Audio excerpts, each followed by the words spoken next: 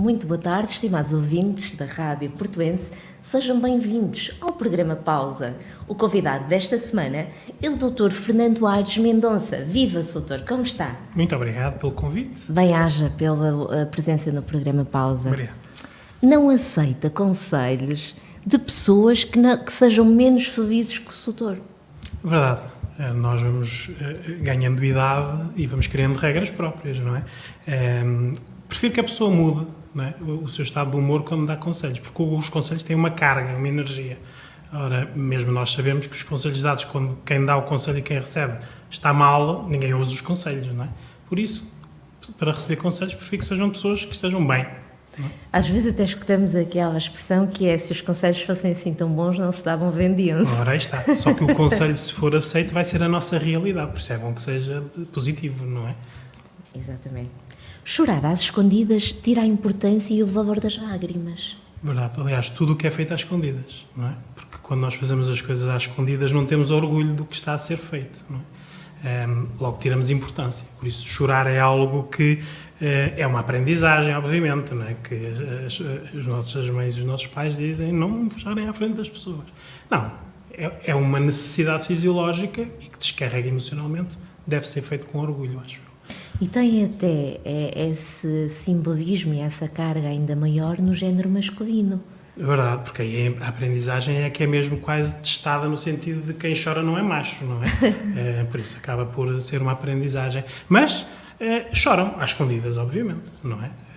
Mas sim, eu acho que tudo o que nós demos importância não deve ser às escondidas, não é? Seja ela qual for. Sim. Procrastinamos até o sono.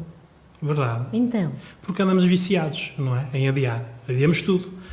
O sono é uma das vítimas também, não é? Que acaba por nós andarmos a ter maus sonos e depois adiamos, não é? Já li alguma coisa em que o Soutor referenciava que maus sonos alimentam-se de ecrãs até altas horas, tensões musculares, roncos, flutuências e animais na cama. Claro. O nosso contexto de sono está cada vez mais contaminado, não é? As pessoas sabem e ouvem falar de pessoas tóxicas, não é? Que são aquelas pessoas que nos tiram energia, ou que falam muito, ou que nos metem na nossa vida. Mas nós também temos contextos tóxicos e o contexto do sono cada vez é mais caótico, não é? Por isso, estes ecrãs que não nos largam, não é? As tensões musculares por falta de exercício ou mesmo sexualidade ou intervalar ou nulo, não é? E depois tudo o resto, que nós achamos que não incomoda, não é? O ronco ali ao lado, não é? A flautulência, que na prática os cheiros incomodam-nos e despertam-nos, não é? E os animais, não é? Que os amamos tanto que permitimos que nos estraguem o sono. Sim. Muitas das vezes estas verdades não são admitidas. É verdade, não é? Por isso é que de vez em quando têm que ser faladas, não é? Porque sim. se nós não falarmos passa a ser uma prática. Sim, sim, sim. Escreveu algo onde diz: as pessoas trocam o sono biológico pelo sono drogado e alcoolizado. Sim. As pessoas sabem que precisam do sono, tanto que fazem as geneiras para o ter, não é? Por isso, a farmacologia tem crescendo, obviamente, porque é pílula mágica, toma-se e cai-se para lá, mas que dá cabo do físico a longo prazo. E depois temos a bebida. Nunca ouvimos pessoas de sexta para sábado, de sábado para domingo dizerem que dormem mal, não é? Bebem álcool e caem para lá. Só que isto não são bons sonos, não é? Não dão bons acordares, bons descansares. Penso que é o contexto, não é? É social, não é? E acaba por as pessoas, todas fazem, não é? Com as devidas exceções, obviamente. É verdade que essa citação que faz da sexta realmente é um momento de reflexão. Porque as pessoas, quando saem, acabam por consumir algumas bebidas e saem ou não, mas porque é o fim de semana. Porque também é uma maneira de relaxamento, não é? Sim. As pessoas não conseguem ser elas próprias, por isso que o álcool fica mais parecido com o que as pessoas gostam delas, não é? Por isso, de sexta para sábado caímos para o lado, sábado para domingo caímos para o lado e depois, de domingo para segunda, não gostamos porque vem lá a segunda, que geralmente é o dia que a pessoa não gosta porque tem que ir trabalhar, não é? Que também tem mau sono. Por isso, acaba por, hoje em dia, as pessoas, para terem um bom sono, são muito poucas, não é? Preservem quem o tem. 8 horas de sono sem interrupção é um luxo hoje em dia. Verdade, não é? Quem tem todos os outros luxos sabe que isto é um luxo, não é? O problema é que nós hoje em dia pensamos que não precisamos do sono. não é? Ao fim de algum tempo é que vemos, não é? Na memória, no esquecimento, o não ouvir, não é? É necessário hoje em dia às pessoas que têm um bom sono preservá-lo, porque com a idade vamos perdendo a capacidade de dormir, as preocupações aumentam, o stress, a depressão, mas é necessário as pessoas terem noção de que têm que investir no sono, não é? Empoderamento. É muito frequente nas conversas escutar-se realmente esta palavra com alguma frequência. A questão é, as pessoas conhecem realmente o significado? Vão pela palavra, não é? Ganhar poder, ter poder, não é? Mas quem empodera sabe que não é por aí, não é? Nós não precisamos dar poder à pessoa para ela ficar empoderada. Temos, mas é que lhe dizer onde é que ela perdeu o poder, não é? Porque empoderar é porque alguém perdeu o poder, não é? Por isso, se a pessoa perceber como perdeu o poder, quando, onde e porque é que abdicou dele, depois faz o caminho de empoderamento, que é recuperá-lo, não é? Sim, porque falamos desta questão do empoderamento, poderemos canalizar no empoderar sexualmente como um ganho de autoestima? Eu sou apologista de que a via mais rápida de empoderar é a via sexual. Eu quase que lhe digo que é a via verde do empoderamento. Sim. As pessoas têm essa consciência? Não têm. Aliás, a maior parte das pessoas hoje em dia, a sexualidade já é um tabu, mas quando se fala, vê-se que as pessoas abdicam muito da parte da sexualidade, não é? Muitas delas, e ora aí está o empoderamento, entregam a sexualidade ao outro, não é? Ora, toma lá o meu corpo, faz o que quiseres. Aí não tem poder nenhum. Empoderando a pessoa na sexualidade, a pessoa sabe que não tem que dar o corpo para outro ter prazer, nem nada na vida dela, não é? O que falamos continua a ser uma realidade no século XXI? Eu acho que está cada vez pior, não é? Porque nós ainda vivemos numa sociedade muito machista, e as pessoas hoje em dia caem no erro de pensar que de machismo vem do macho, do homem, mas quem está a perpetuar o machismo é a mulher, é a mãe, não é?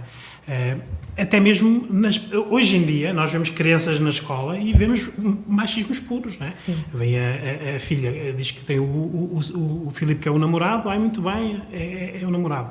Se vier o filho com 3 namoradas, também lhe dá os parabéns, mas se a filha chegar com 3 namorados, já a educa, ou melhor, deseduca, dizendo não, a menina tem que ter um menino, né? É um amor para sempre, tem que ser fiel. Ora, isto obviamente perpetua. Os últimos estudos veem, até a nível de universitário, que cada vez mais os abusos são consentidos, não é? Com certeza. Por pessoas que supostamente são mais informadas, com acesso à informação. Mas nós temos necessidades e carências, não é? Por isso andamos aqui a trocá-las quase no dia-a-dia, não é? Para gostarem de nós, não é? Pois. Somos maus ouvintes? Sim. Aliás, o público feminino sabe quantos maus ouvintes existem, não é? Porque fartam-se de reclamar que não são ouvidas. É porque existe uma má comunicação. Quando há uma má comunicação, a mensagem perde-se. Por isso não tem interesse em ouvirmos, não é? Por isso vemos mães e pais a dizerem 15 vezes a mesma coisa a um filho, não é? Ele ouviu a primeira, não é? Depois, o problema é que não tem a necessidade de fazer o comando, não é? Por isso, havendo mau ouvinte, as pessoas hoje em dia habituam-se, não é? E depois permitem. Sim, adaptam-se. Hoje em dia a pior coisa que podemos fazer é adaptar-nos. Não é? Quando nós nos adaptamos, estamos a abdicar de algo. Não é? Porque se não quisermos abdicar, pomos as nossas regras, as pessoas limitam-se àquilo. Não é? Sim, falamos muito na questão de reagir, mas depois, na verdade, quando se reage, não é assim tão aprovado. Porque depois vêm as consequências da reação, não é? Porque nós gostamos tanto de ser gostados pelos outros, de sermos validados, de não ficarmos sozinhos, não é? Quando o outro reage como nós não queremos, obviamente nós ou nos adaptamos ou ficamos submissos, não é? Pois, com certeza que sim. Precisamos de ser mais empáticos. Sim, eu acho que está a perder essa capacidade de pôr-nos no lugar do outro, não é? Aliás, o outro neste momento só existe para ser-nos benéfico, não é? Vemos, não é? Andamos preocupados com as guerras no mundo, com a pobreza no mundo, saímos de casa, olhem para a vossa volta, está ali, não é? Não estão lá guerras com canhões, mas há pessoas a passar fome, não têm casa, não têm roupa, não têm comida, por isso não é preciso ir longe. O problema é que nós hoje em dia somos empáticos quando há público, não é? Quando dá likes nas redes sociais, somos todos empáticos. No dia-a-dia precisamos de ser mais, não é?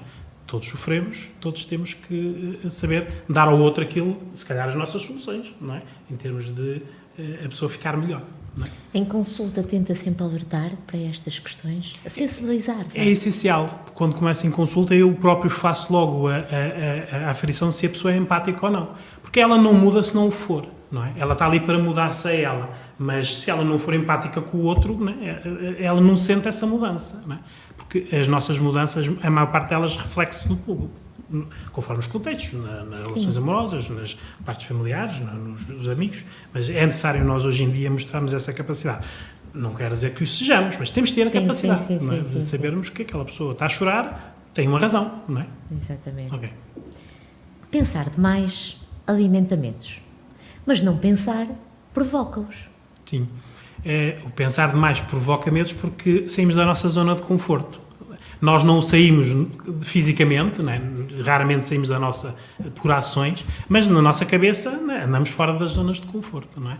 Claro, quando pensamos nisso, vêm os medos todos, as inseguranças, não é? Ora, não pensar é precisamente o contrário, porque a pessoa sabe pouco, fica mais rígida e impõe, não é? Só sabe aquilo, é aquilo que vai impor aos outros. Geralmente tem esse handicap, não é? Fica naquela bolha. Exatamente, não é? Por isso, hoje em dia, a pior coisa que pode acontecer a alguém é conhecer alguém que é rígido, não é? Que não aprende, não evolui, não é? Porque na prática, e temos aqui um público muito feminino que adora andar a mudar este tipo de pessoas, não é? Passam vidas a mudar os outros, não é? Sim. A tentar mudar. Sim. As pessoas não mudam porque não têm benefícios, não é? Mas sim, precisamos de ter atenção a essa temática. Sim. Relacionamentos. Vamos para os relacionamentos. A infidelidade não começa, portanto, começa na omissão e não na penetração. Conforme. Porque, ora, aí está. Porque a infidelidade é uma escala, não é? No fim é a penetração, não é? É o ato. Mas começou antes, não é? O problema é que quem é infiel e quem é prejudicado, os inícios não são certos, não é? Porque quem foi infiel, para ele ou ela vai pôr o início na penetração. Não é? Nas mensagens, nas mentiras, na falta de atenção, não é? Isso não foi. As mulheres hoje em dia, quase por prevenção, não é? O homem respira para o lado direito e ela está ao lado esquerdo, já é uma infidelidade, não é? Porque já está preventiva, não é? Sim, mas hoje em dia temos que ter atenção que a infidelidade começa na falta de respeito, não é? Pelo outro. Eu sou adepto que as pessoas dão valor demais à infidelidade. Deviam dar mais ao respeito, não é? Porque se as pessoas se respeitarem, não são infiéis. Ou são, mas têm a consequência de não continuar com a pessoa, não é? Porque a infidelidade é uma necessidade, não é? Podemos olhar assim para a infidelidade como sendo uma necessidade? É tanto uma necessidade que quanto mais idade as pessoas têm, mais ela tem significado, não é? Por exemplo, o avançar da idade pode estar inerente ao aumento? Claro. Nas mulheres, porque têm pouca testagem, há muitas mulheres hoje em dia que se divorciam ou se separam com 35, 40 anos, são plenas mulheres virgens, não é? Porque só tiveram um parceiro, têm um comparativo. Querem testar tudo ali depois, não é? O homem, geralmente, é quando começa a perder a capacidade, por isso, no comparativo, não é? Antes conseguia 3 horas, agora consigo 5 minutos, não é? Testa. Por isso, quando as pessoas dizem, mas porquê é que os homens mais velhos andam com as mulheres mais novas? Um bocado por isso, é por testagem, não é? Ninguém é adulto. Mas depois, e agora é interessante, o Soutor refere aqui a questão da faixa etária. Nós verificamos também algumas mulheres com 50 ou 60 anos que, na hora de escolher um novo parceiro, até vão procurar jovens de 30 anos. E fazem muito bem. Não é? Porque o que elas querem é viver o que não viveram. Escolherem alguém com a sua idade já está em declínio sexual. Pois, com certeza. Não é? Por isso, e também porque a mulher tem que aprender, como o homem aprendeu, como é testagem, por isso não são relações, não é uma relação amorosa, tem sexo, não é? Sim. Depois é mais fácil descartar uma pessoa mais nova do que uma pessoa da idade, não é? Mesmo por cultura, não é? Mas hoje em dia as mulheres também têm que ter... O vínculo é menor. Sim, claro. Mas as pessoas têm mais que aprender a ser felizes, não é? Pois, com certeza. Independentemente da idade, e hoje em dia só podemos quase ser felizes muito tarde. Sim. Talvez também a maturidade emocional, não será? Claro, não é? Hoje em dia vemos autênticos adultos a reviver adolescências, não é? Em comportamentos, em indumentárias, em gostos, não é? Não tiveram adolescências e agora têm-nas, não é? E porque agora também eles podem ter. Se calhar antes não tinham condições económicas ou temporais ou até de disposição. Hoje em dia têm-nas, por isso toca a fazer. Só que estão desajustadas, não é? Porque já têm 40, 50, não é? Sim. É preciso as pessoas hoje em dia também verem em que contexto é que o fazem. Não é? Exatamente. Porque se for um parceiro e uma parceira que ambos não tiveram uma adolescência e agora testam tudo, muito bem. Claro. Agora... É tomada de consciência. Exatamente. Sim. Escutamos também frequentemente as pessoas dizer que querem mudar o outro. Porquê é que as pessoas querem mudar e não aceitar? Porque nós vivemos pelo benefício. Por isso, se a pessoa nos der um benefício, nós estamos com aquela pessoa. O género feminino é um bocadinho construtor, não é? Porque estamos a falar das mulheres que querem mudar os homens, não é? E os homens também é não mudar, porque não mudando têm mulheres. Não é? E as mulheres ainda não perceberam isso, não é? Porque hoje em dia vemos que a maior parte das relações são as mulheres que adotam os homens, não é? É mais um filho. Pelas atitudes, pelas responsabilidades, pelo que não fazem, não é? Por isso, a única diferença que têm é que têm relações sexuais com aquela pessoa. Não é? Porque de resto, no dia-a-dia, João, vai levar o lixo, tanto dá para o filho como para o marido, não é? Hoje em dia... E que outra forma é que se poderia dizer? Para o João ir levar o lixo? Vamos levar? Integrar-se? Não, tem que haver tarefas definidas. As tais divisões de tarefas, as tais regras que não são ditas no início. Não é? Ninguém fala hoje em dia, começa uma relação, não é? Que também começa quando as pessoas se despem, por isso é que as pessoas amam logo à primeira vista, porque é para ter autorização de tirar a roupa, não é? E depois vão conhecer a pessoa, e se calhar a pessoa não é aquela pessoa que elas julgavam que a pessoa é, não é? Por isso, não falando nisto, e hoje em dia também as segundas ou terceiras ou quartas relações são boas porque já vêm com essas regras. Quem tem um preguiçoso ou uma preguiçosa não vai querer outro, obviamente, não é? Doutor, neste último minuto que nos resta, imaturidade é plantar no quintal alheio e acreditar que a colheita é nossa? Ora, aí está, não é? Se está em algo que não é nosso, estamos dependentes do outro, não é? E há muitas dessas dependências. Ora, aí está, volto a falar do género feminino que anda a construir. Há homens hoje em dia que têm vidas, empresários, carreiras, não é? Porque tiveram por trás uma mulher, não é? A suportar tudo isto, não é? Só que depois, quando tem o sucesso, a mulher já não interessa. É esquecida. Já é esquecida, não é? Por isso, não plantem lá, plantem cá, não é? Porque se plantarmos cá, dizem que geralmente as abelhas vêm buscar o mel, não é? E aqui está ao contrário, não é? Nós estamos a plantar ali e as abelhas vão ao mel dos outros. Não é? Por isso é necessário, e é uma imaturidade, realmente. Doutor Fernando Aires Mendonça, bem-aja por estar presente no programa Pausa. Foi um gosto gigante. Obrigado. Quanto a nós, estimados ouvintes, até para a semana. Temos um encontro marcado, quinta-feira, às 18 horas. Radioportuense.com, a emissão online da Voz da Invicta.